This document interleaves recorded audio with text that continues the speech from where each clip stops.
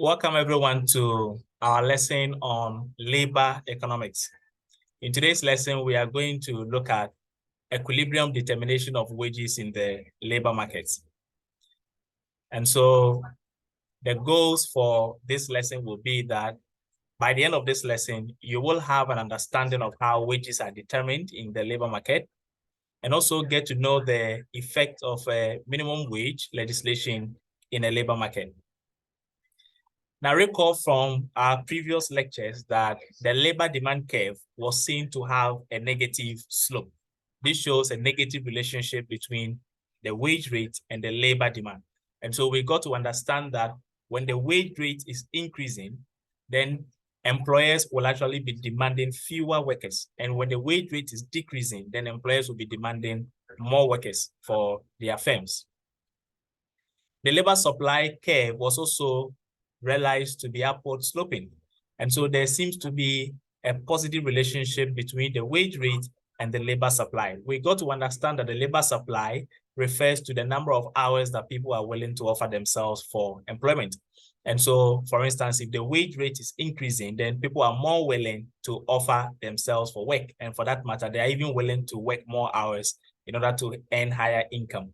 And then also when the wage rate decreases, then they are not willing to supply themselves for employment. They are not willing to sacrifice more time to work for a wage rate that is absolutely very low.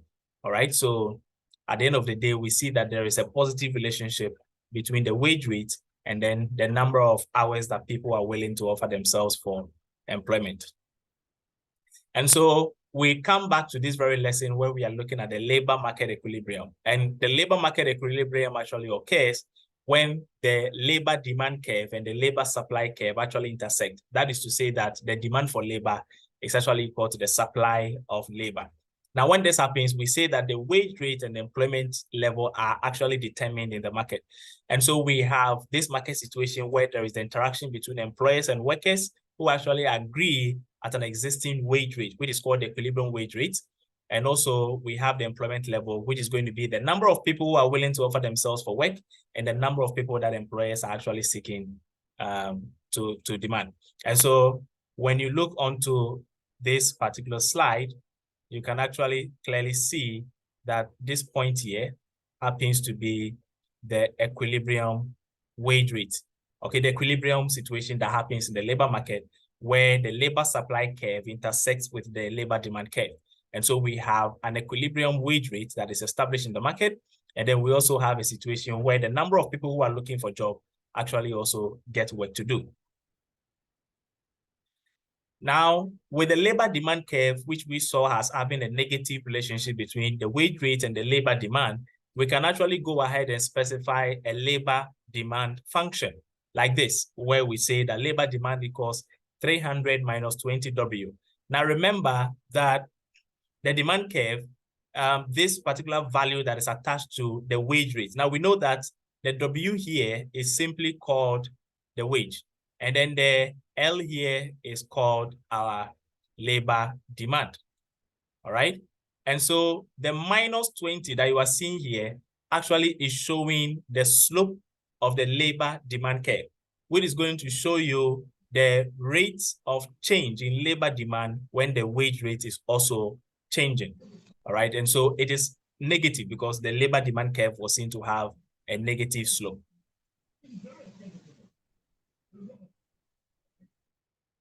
Now, again, this was what we found out about the labor supply curve. And so we can go ahead and also specify a labor supply function for this particular curve.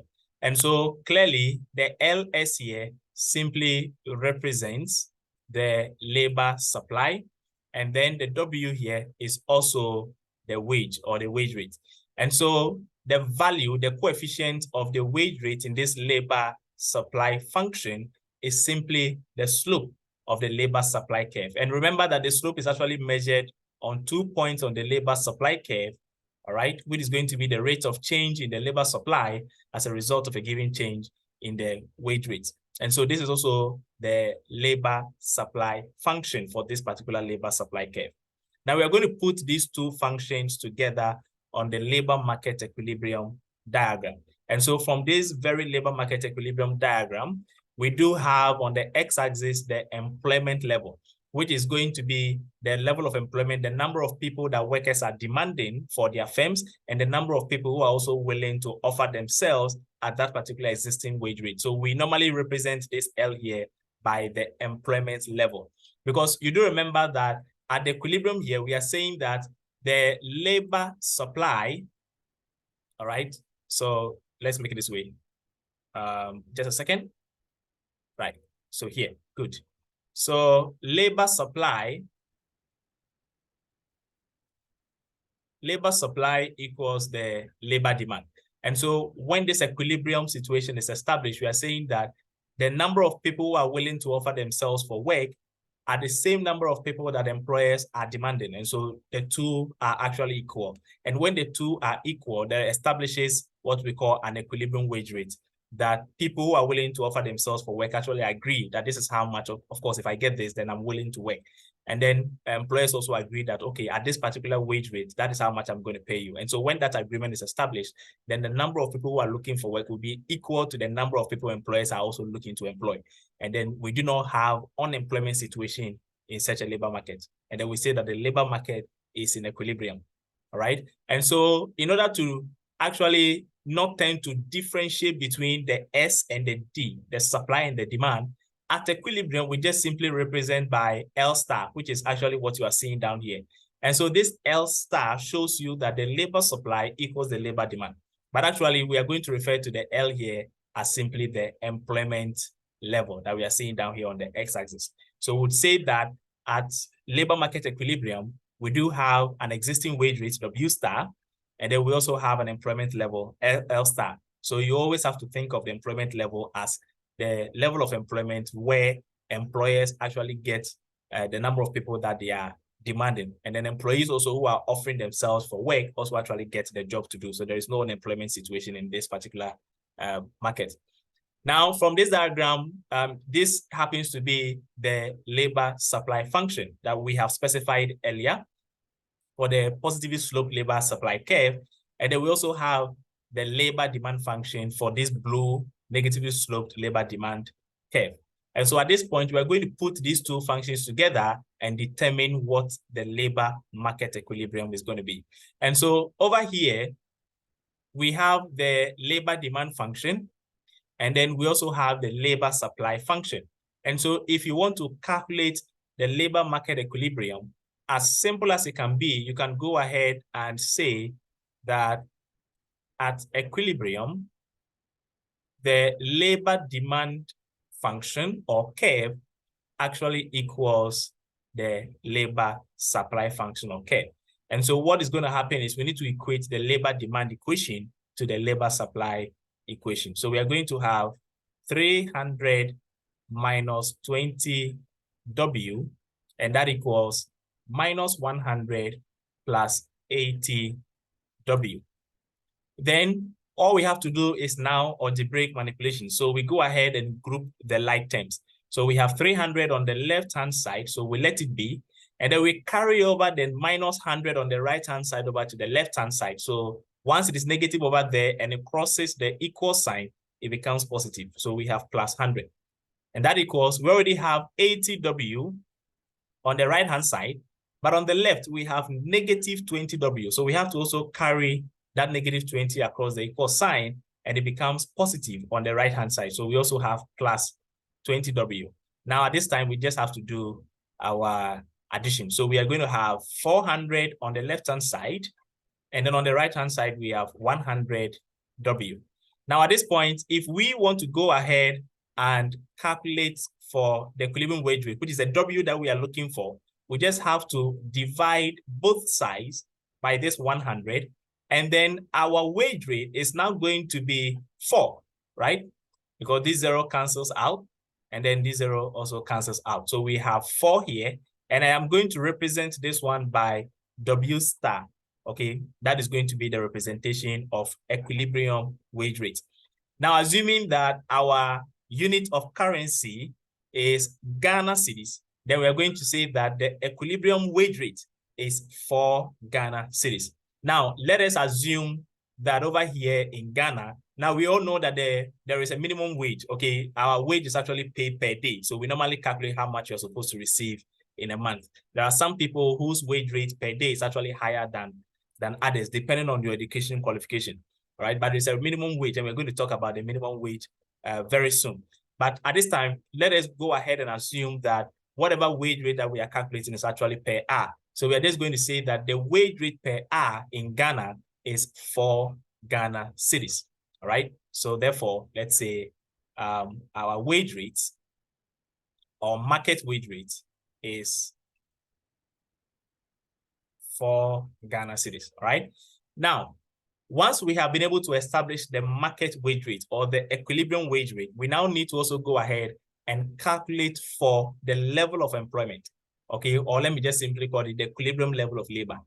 Labor demand equals labor supply. So when this happens, you can substitute this wage rate into any of the 2 labor functions. You can put it into the labor demand function, or you can put it into the labor supply function. So if we go ahead and substitute into the labor demand, actually let's substitute into the 2 of them.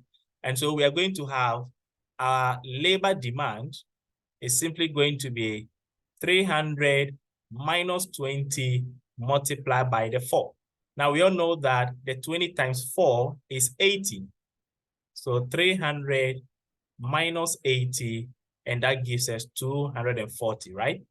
And then the labor supply too, we just go ahead and substitute our equilibrium wage rate, which is 4 in there. And so that gives us minus 100 plus 4, 832. So we have 320. And so 4, 832, right? Okay, right, sorry. So this one is actually 220. So let me just go ahead and do the correction. So we have here. Okay, it is 220. So 80 from 300 is 220. And then here too, we end up getting 220. So you can clearly see that the labor demand actually equals the labor supply. So we are going to say that the equilibrium level of employment, L star, is simply 220. How do we count people? Should we say 220 units, or should we say 220 workers? I think the workers would actually do. So we have 220 workers. So in this particular market, we have the wage rate per hour is 4 Ghana cedis. Equilibrium wage rate per hour is 4 Ghana cedis. And then there are 220 workers. So in this market, we are saying that per this labor demand function and labor supply function, the labor market is in equilibrium when the wage rate is 4 Ghana cedis. Because at that point in time, employers will be demanding 220 workers, and then 220 workers will also be offering themselves for employment in this labor market. And then unemployment will not exist in such a labor market.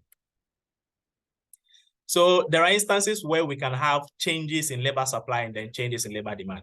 So with changes in labor supply, we can consider increase in labor supply. Now remember that in one of our lessons earlier on the labor supply, we actually went ahead, we looked at the shape of the labor supply curve as positively sloped, and then we looked at the factors that affected labor supply. And so all things being equal, we are looking at the relationship between wage and labor supply, but we do acknowledge the fact that there are other factors that can also affect the labor supply, all right, such as maybe educational qualification, like in Ghana, where we do have the free senior high school that has been implemented. Clearly, the education and the skills of people actually might go up. It's just recently that we heard the news that the IMF has actually raised a concern that the free senior high school actually has done a very good job at increasing the enrollment rate in this country. However, the quality, okay, of the people that are passing out of this senior high school education is very, very low. So the government has to do revisions on this free senior high school concept, all right? So we are actually trying to look at all other factors that also affect the labor supply in an economy. And so we are saying that if anything happens that causes the labor supply to actually increase, so we do have a shift of the labor supply curve to the right. When there is an increase in labor supply, we do have a shift of the labor supply curve to the right. And so we do have the original equilibrium here, which is called the initial equilibrium E0. And this is going to be the existing wage rates and then the employment level L0.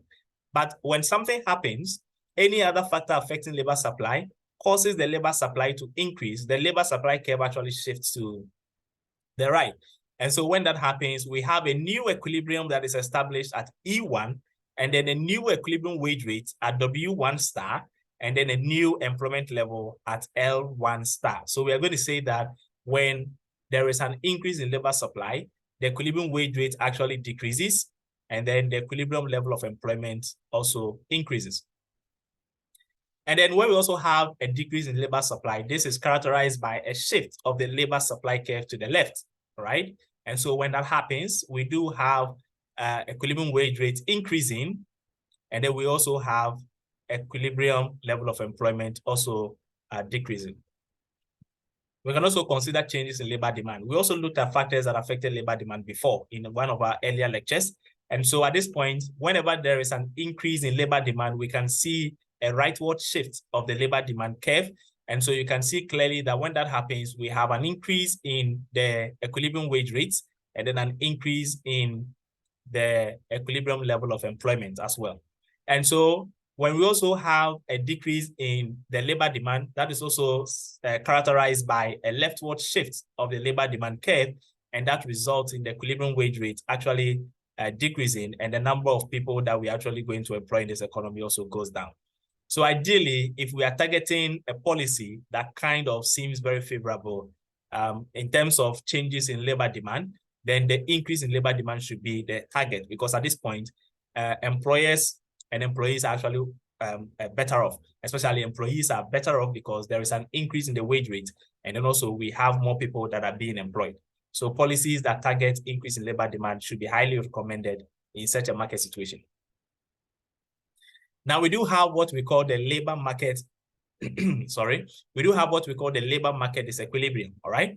Now what this happens when there is a wage rate that is actually different from the equilibrium wage rate. So we have the equilibrium wage rate right here, W star, all right? And so if the wage rate, for instance, lies above this equilibrium wage rate, like this W here in a green color, then what is going to happen is we draw a line signifying where that particular wage rate is.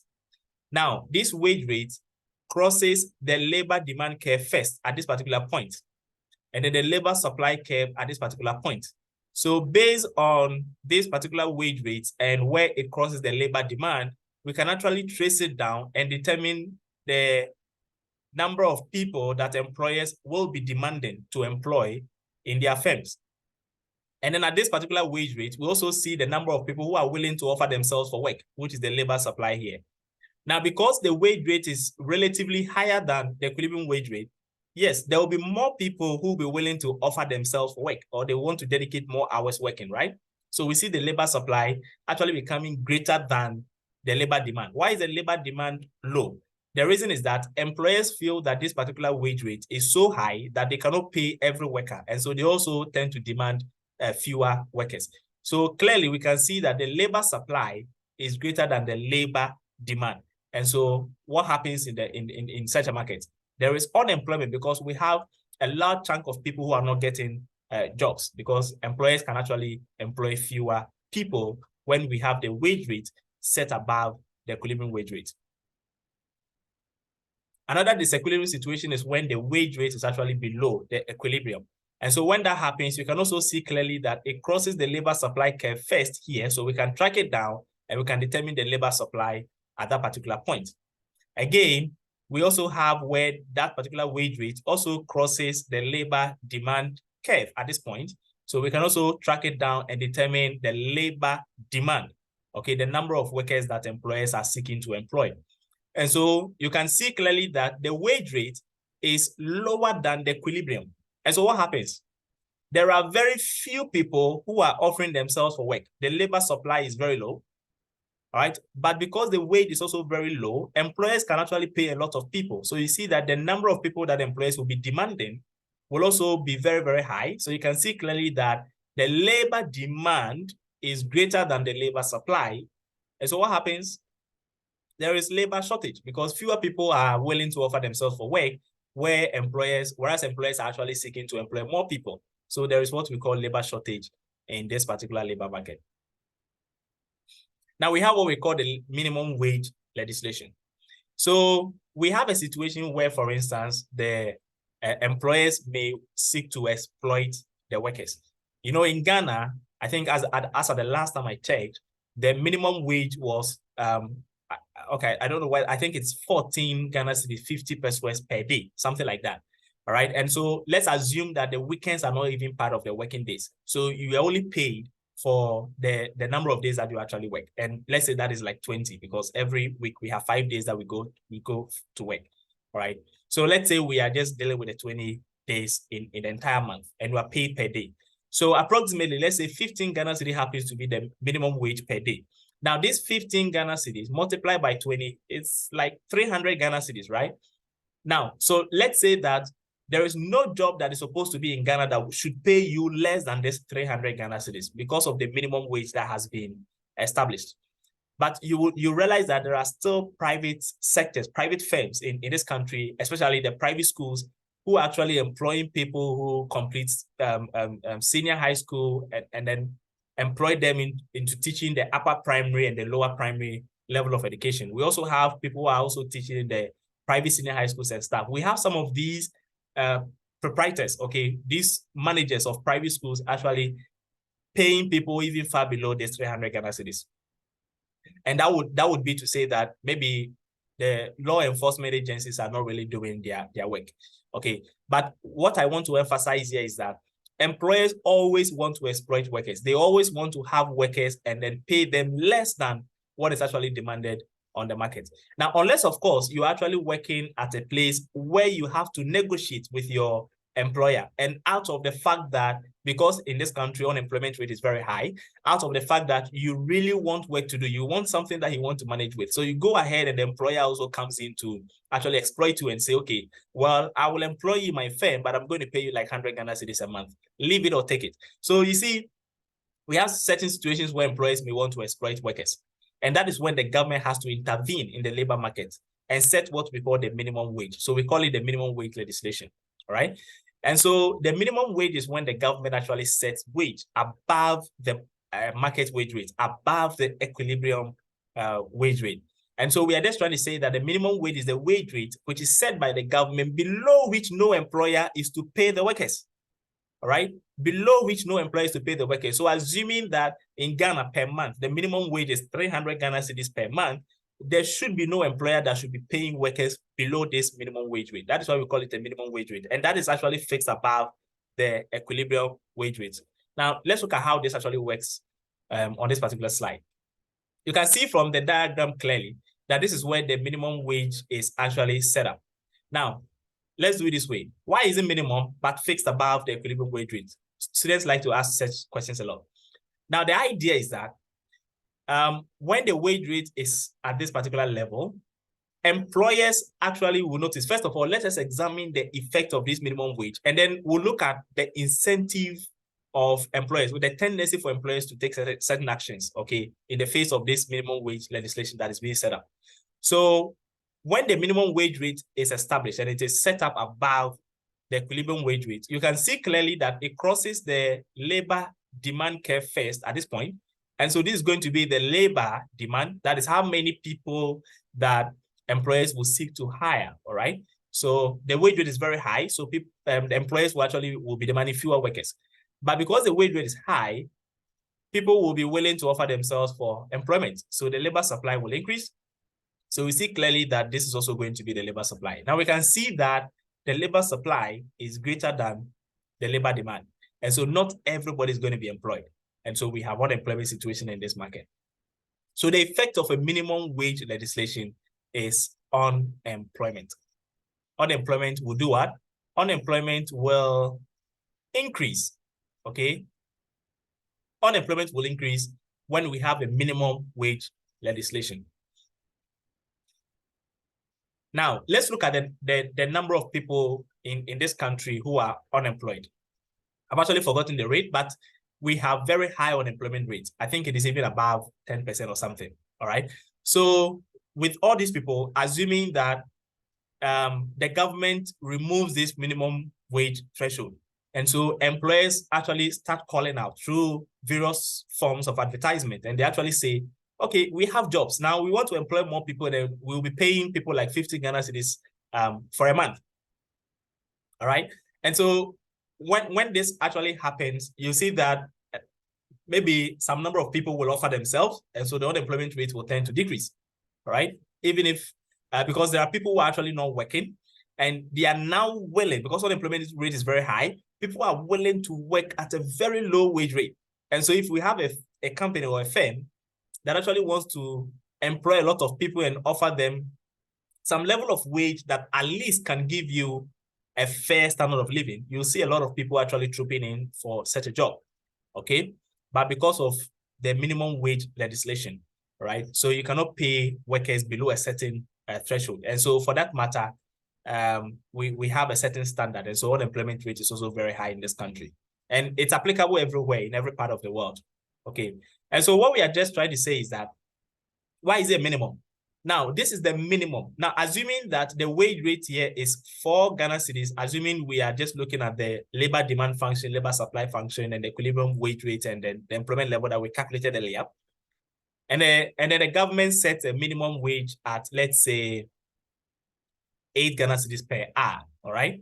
Now, what is going to happen is this wage rate is very high. It is higher than the equilibrium wage rate. And so when this happens, employers will have to cut down on the number of people they will employ. That is why the labor demand is very low.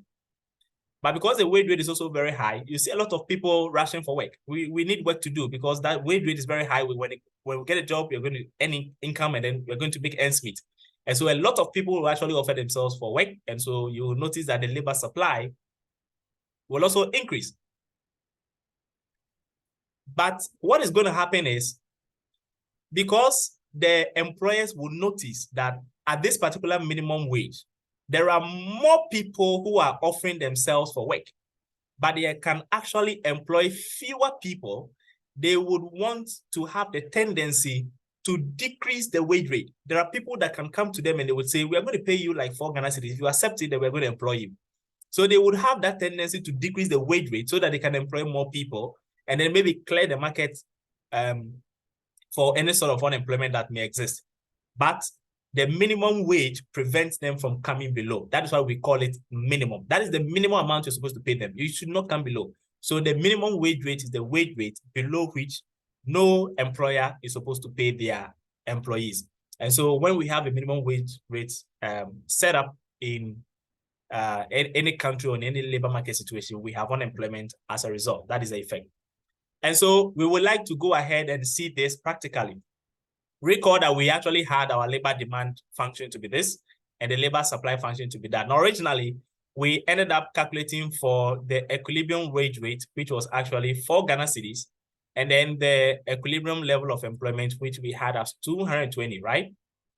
But now, the whole point we are trying to make here is that if the government sets a minimum wage of, say, 8 Ghana cedis, then what happens? Now, what is going to happen is we need to calculate the labor demand at this wage rate and the labor supply at this wage rate. So how many people would employers be willing to employ? So what we have to do is to substitute this 8 Ghana cedis minimum wage into the labor demand function. So we're going to say LD here equals 300 minus 20 times this 8. And so that gives us 300 minus 160, and that equals 140. So when the government sets a minimum wage rate of 8 Ghana cedis, then employers will be willing to employ 140 workers. We also have to substitute this wage rate into the labor supply function, so we know how many people are willing to work at that wage rate. So we're going to say LS will be equal to minus 100 plus 80, and then we multiply by 8. Now we have minus 100 plus 640, right? So 8 times 8 is 64, okay? And so that means we have 540 workers. So at this minimum wage of 8 Ghana cedis, there are 540 workers who are looking for employment, but employers can actually employ 140. And so when that happens, we notice that the labor demand, which is 140 workers, and then the labor supply, which is 540 workers, the labor supply is greater than the labor demand. And so we have unemployment rates, right? we have unemployment rate. So employers can only employ 140, but 540 people are looking for work. And so unemployment rates, and how do we get a value for unemployment rate? We just simply subtract the 140 people who are employed from the 540 who are looking for work. And then we'll be getting how much? So 400, right? So 400 workers are actually not getting job to do, right? So in this particular situation, we have 400 people who are unemployed. And this is as a result of the minimum wage legislation. So at this point, I'll be taking your questions. Thank you all very much.